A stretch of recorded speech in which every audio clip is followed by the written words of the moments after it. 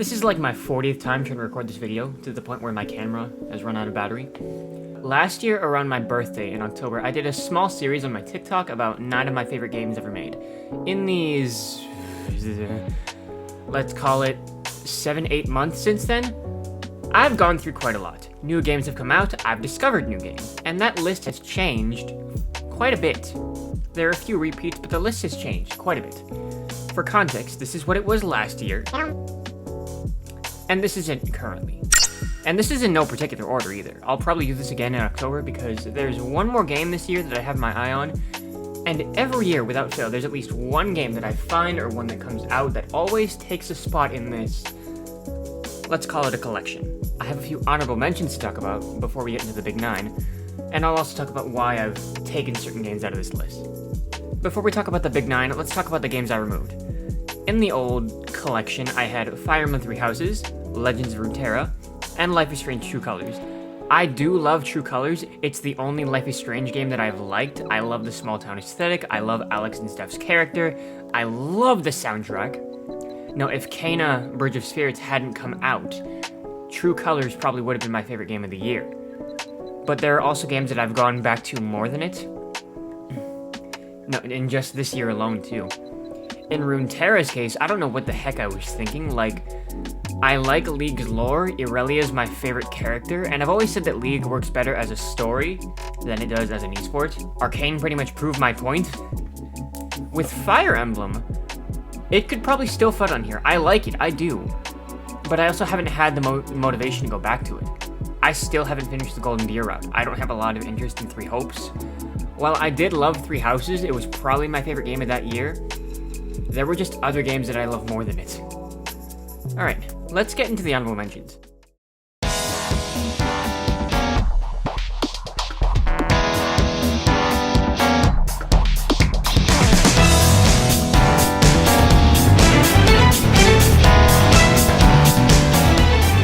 I'd say P5 could still fit in here if I really took the time to go back to it. I took P5 out partially for the same reason I took Three Houses out. I do love it, and I wasn't expecting to love it as much as I did.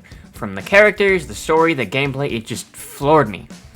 And it was the game that kind of restored my love for traditional JRPGs. Yet, I feel like that's the thing that's stopping it from being on this list. My biggest problem with the Persona series, and with JRPGs in general, is that they're very slow. And P5 is actually one of the better ones. P5 is actually a lot quicker compared to P4 and P3. No, but it's so much dialogue and so much stuff in between. And please don't misunderstand, I like most of the life sim aspects.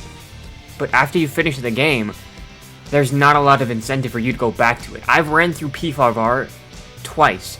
Whereas even with another game, another honorable mention, Borderlands 2, I've run through that game at least 8 times, and each time has been very different from the time before. Whereas with P5, it's the same bosses, with a lot of the same builds and the same party setups. So it is good. It's great. I enjoyed my time with it a lot. It's just there are other games I enjoyed more. That's becoming a very common theme in this video. I like this game, but I like this game more. At the sound of the bell, it will be face shooting o'clock! Bong! Knock knock! Who's there? Shoot me in the face! End of joke! I'm gonna sing a song! Shoot me at the end of it! Da da da da da da! Bong! I noticed you haven't shot me in the face! Curious as to why! Maybe you're weighing the moral pros and cons, but let me assure you that— oh my god, shoot me in the goddamn face! Thank you! Borderlands 2. I'd say Borderlands 2 is another game that could go back if it wanted to. I have a lot of... excuse me, I'm kind of burpy. I just had breakfast. I know, I have a lot of fond memories playing Borderlands 2. Me and my best friend from childhood, we'd come home every day after school, boot this up, and just mess around in Pandora for hours. This is also the game that got me into first-person shooters, in part because it's the only FPS I was halfway decent at. I know that's a weird statement because it's a PvE, it's a looter shooter, so it's not too much skill like PvP. No, but one of my favorite things to do is I would be playing Maya, he was playing... I think he was playing Zero. This is like in the old days of Borderlands 2 when there were only 4 Vault Hunters. I'd be playing Maya, he'd be playing Zero, and he was a better shot than I was. I'd set up an enemy in phase lock, and without fail, he would come in with a headshot every single time. This is also a game that I've run through so many times. I did my first run as Maya, then Zero. By the time I finished as Zero, it was when Gage came out, and then Krieg. I never really messed with Axton or Salvador. I know Salvador in like the old days of Borderlands 2, he was like the guy to play as before Krieg. But I never got into his playstyle. By far I spent the most time with Maya. She was a fun character to play. And the story in this game is actually pretty good too. Handsome Jack. An angel. No, that moment still hurts me all this time later. That's enough with the honorifics. Let's get into the Big Nine. So I'm gonna call this the Big Nine collection. For the Big Nine, we have Final Fantasy, shouldn't surprise anyone at all, Kena Bridge of Spirits, Nier, Zelda Twilight Princess, Mirror's Edge Catalyst, Ori, The Wolf Among Us, BioShock, and Bloodborne. Final Fantasy. Let's get the big boy out of the way first.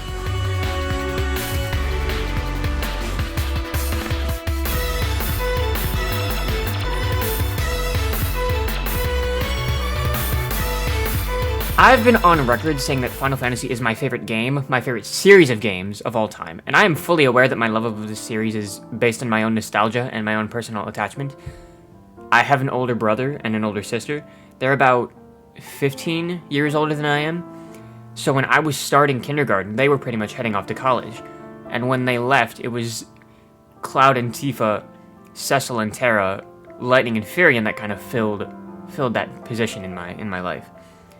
Even still now, I feel a weird, like a sibling attachment with most of the series, which is partially why it really weirds me out when I see people simping for them online. Yeah, the Italian Tifa phase that happened, that was really, really uncomfortable for me. When I say I see Tifa as my sister, I really mean it. No, that made me so uncomfortable. It's just, I just felt gross watching that. I just felt gross seeing all that. I do love this series dearly, dearly, dearly, dearly, but I feel like this series has been with me so long that has been with me for so long. I'm still fascinated by the magic it's brought me, that it's grown past gaming and it's become part of my identity at this point. I've loved Final Fantasy pretty much my whole life, and I don't see anything destroying that anytime soon. Even so, I feel like Kena Bridge of Spirits is my favorite game now. There might also be a bit of bias here because I've gotten to meet some of the team behind Bridge of Spirits. I've gotten to pick their brain about some of the design choices. I find that so fascinating. But since Bridge of Spirits has come out, I've run through this game at least 6 times. I've run through it multiple times, watched the cutscenes all the time when I'm working, I listen to the soundtrack all the time, I love the concepts, the atmosphere, the art style, the aesthetic, the story, the characters. Kena herself has worked her way into my heart as one of my favorite characters ever. The scene with her and Taro and Benny and Saya, her relationship with all the characters, Rusu, Adira, the Rot God. This game is just absolute perfection. No, and there was... I recently replayed it. I don't know if this is going to come out before the playthrough or not, but there was one moment where, my biggest problem with this game was one little puzzle. I literally figured out the puzzle. I'm like, you know what? That's actually kind of clever. No, this game is just absolutely perfect. And the fact that this was an independent studio's first big production. This was their first game. No, they knocked it out of the park.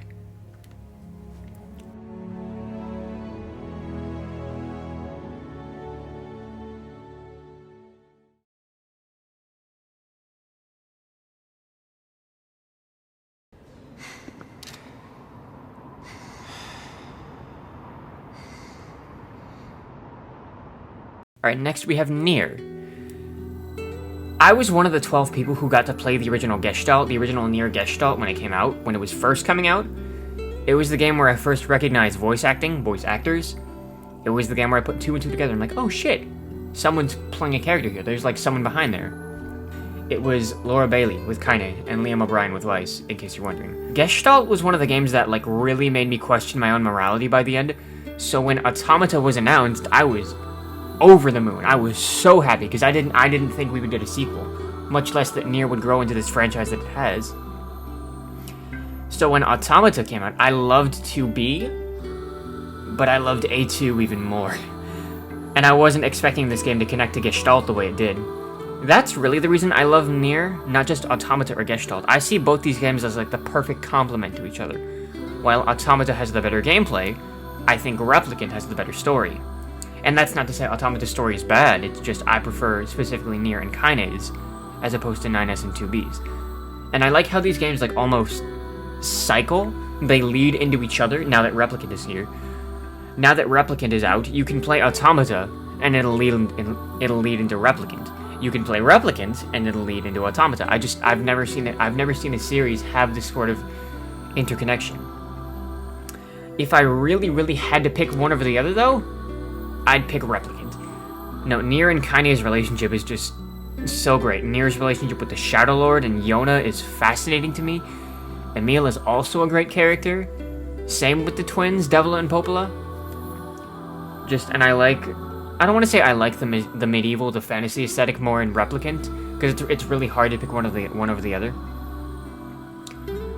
No, I'm gonna say Replicant. If I really had to pick one, but like they're just so connected to me. I don't know how you could pick one over the other. All right, next we have Twilight Princess.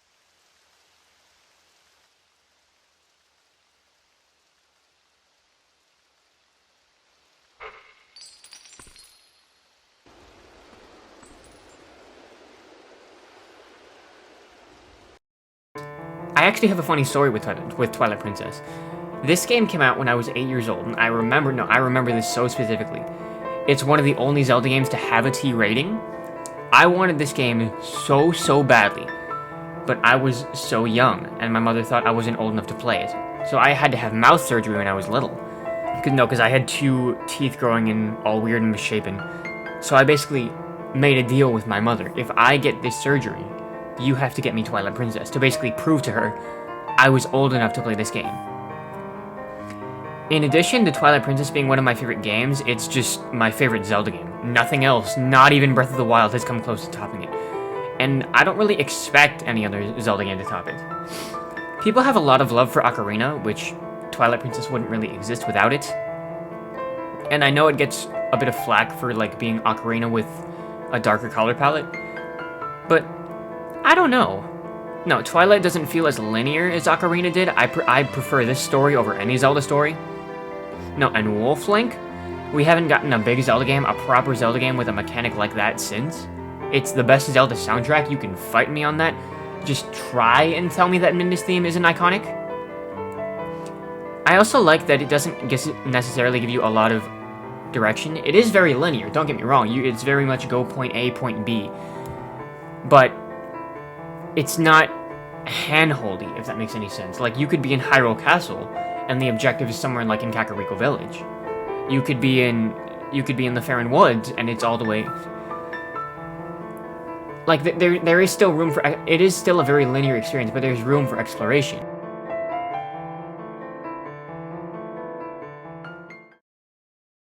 Next, we have Mirror's Edge Catalyst.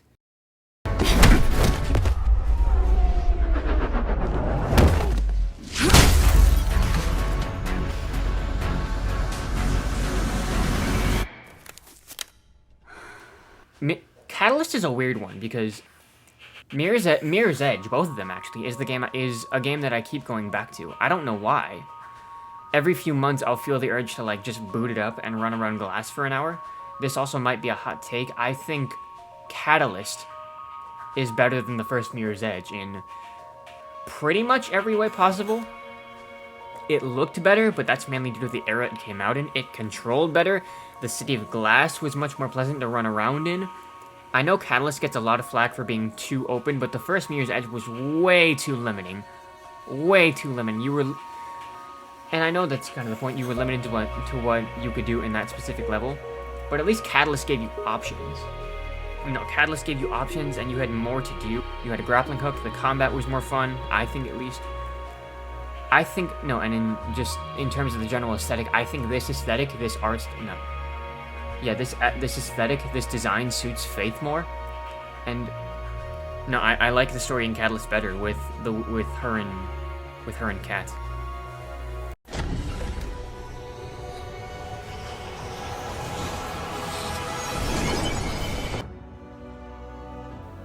All right, next we have another twofer. Ori's another weird one to talk about because I like Blind Forest's story more, but I like Will-O-the-Wisp's gameplay better, even though they control very similarly. Blind Forest had me ugly sobbing literally in the first 10 minutes, but Will of Wisps had me giggling like a child in that same amount of time. Because all the mechanics that you had in Blind Forest, you get them very, very early in Will of Wisps, and it just keeps adding on, it just keeps going. I will say that one thing that's just a knock out of the park in both these games is the soundtrack. You know, Gareth Coker and Early Brighton, they're just gods among us. Jesus, oh my god. No, the soundtrack is gorgeous. It's probably my favorite music in all of gaming. I'd love to see it live if I could. Unlike with Nier, I don't think I can pick one over the other here, just because they're so similar.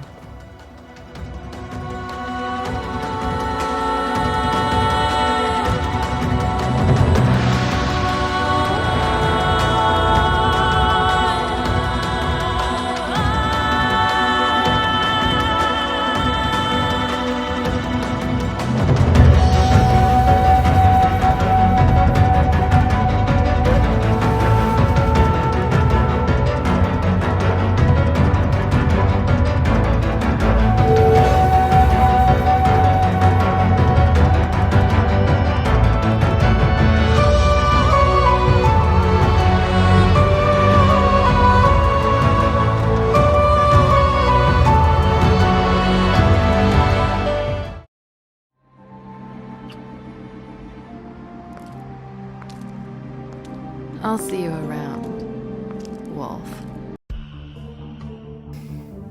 Alright, next we have The Wolf Among Us. I'm actually replaying The Wolf Among Us in my spare time, watching old Let's Plays of it too. I'm so excited for Season 2. I've been waiting so long. There are two things that I really love: whodunit mysteries and fairy tales. The Wolf Among Us is both. I'd also like to add that these games were the reason that I picked up the source material. The Fable comics are fantastic. They're probably my favorite comic series now, like more than any superhero. I played this game back when it came out until I got sick of it. Discovered every path and secret I could. It's also one of the only games that made me physically uncomfortable and made me feel like a monster. There's a moment at the end of the first episode you can choose to tear a character's arm off. When I heard that scream, heard that cry, no, and I guess this is like a love letter to the actor too. No, when I heard that scream, heard that cry, I immediately shut off my Xbox and reloaded the save. No, and that moment gave me a small panic attack too. So I watched the cutscene on YouTube just out of sheer curiosity, and I hated it. This was the first time a game has actually made me feel something like that. It wasn't pleasant. It wasn't a pleasant experience at all. So in a weird way, it was this game that built my boundaries for video games. I'm a very empathetic person. I don't necessarily have a problem with gore or violence because a majority of games are violent. You're gonna find that in pretty much every game. But I can't play games like Last of Us Part 2, the early God of Wars, because I hate when things get borderline torture porny. I hate feeling like I'm the one intentionally causing these characters trauma. In some part of my mind, I know I'm dealing with fairy tales. Like in the first 20 minutes, we saw someone take an axe to the head, and he was more or less fine. And the art style makes it look like a comic book, so I know there's this break in reality where I know it's not real. No, and I know what you're thinking. BioShock execution animations. And yeah, it does, and I hate those too. I don't like those either. But there's a difference between something like that and something like this. In a game like Grand Theft Auto 5, the torture minigames, that was getting a little too real for comfort. I get the idea of show don't tell, but don't make me participate in that. I'm only in my 20s, but I've seen enough death and suffering for one life. Alright, no, that got really depressing. Let's move on. Well, you got a name, miss? Elizabeth. I was a big BioShock fan when I was younger. I loved the world of BioShock 1 and 2. Rapture actually felt like an underwater haven. Then it made Gotham City look like a paradise. I loved the world, the horror aspect, the Big Daddies, the Splicers, the Plasmids. The Plasmids were really cool. How people were literally rewriting their genetic code. I thought it was so cool. No, and while I loved the world building of BioShock 1 and 2, I loved Infinite's story. I loved Booker and Elizabeth. She would toss you ammo right when you needed it. You could headshot an enemy. It was so... Their chemistry was just so great. Then when Burial at Sea was announced, I was over the moon. My dreams were coming true. Everything I loved about Bioshock was getting together. We had the world building of Bioshock 1 and 2, and the chemistry in Infinite, and oh my god, it was so good. Then with the whole twist ending that it wasn't Booker, it wasn't actually our Booker, and our Booker was like in our head in episode 2. Elizabeth was like slowly losing her mind, but we could hear Booker talking to her, so it was kind of sad in more ways than one. It was like sad in a depressing way, and like sad like this is pathetic. I wish we got more with Burial at Sea. I really, really do. I think it could have been like a proper sequel to Bioshock Infinite, and not just this little two episode campaign. No, I really wish we got more with this. I'd say that's my biggest complaint with Burial at Sea. Like, if anything, it felt kind of rushed. Well, it did very much feel like a side story or like an epilogue. Burial at Sea, in my mind, was like the perfect Bioshock game, and it probably could have been at least a few hours longer.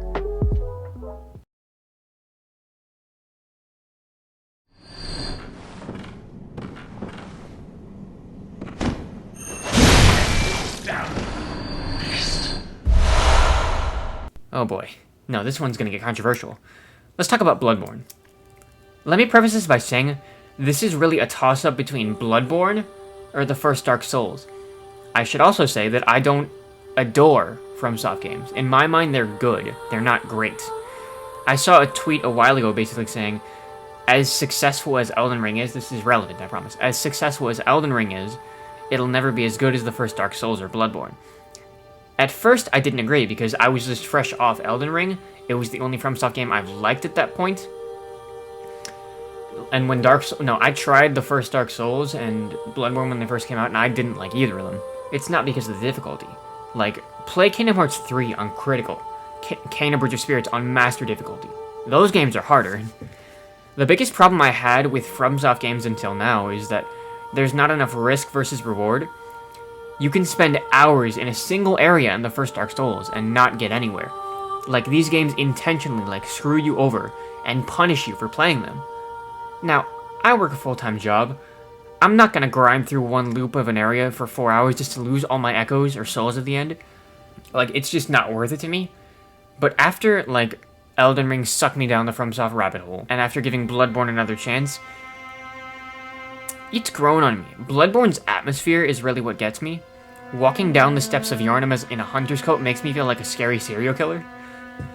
It's what I wish, like, its aesthetic is what I wish Elden Ring had, actual clothes instead of just armor. I know a big draw factor of Elden Ring is that it's so open, but I like that Bloodborne is more compact. You can do quests easier, you can keep track of characters more. That's a big problem that I really see with Elden Ring. Like, you can find a character just out in the wild, advance their quest, and have no idea where they went, unless you look up like their quest guide online. In Bloodborne, things are a bit more linear. Like, I met Eileen randomly and just started a questline. She comes to me. No, it's just easier to keep track of everything in these older games. I also like the bosses in Bloodborne better. They feel more unique and not as tedious and gimmicky. Bloodborne feels like you're hunting prey. There's a specific way and specific tools you can use to bring down an enemy. Whereas in Elden Ring, or in some of the later Dark Souls, everything just feels like a damage sponge, if that makes any sense. Aside from the demigods, most of the bosses in Elden Ring are either reskinned or reused. While I think that actually Sekiro has the best combat of any FromSoft game, Bloodborne has my favorite style of combat. The parry window is more consistent, dodging and striking feel faster. Like, I see why Bloodborne is a certain favorite now.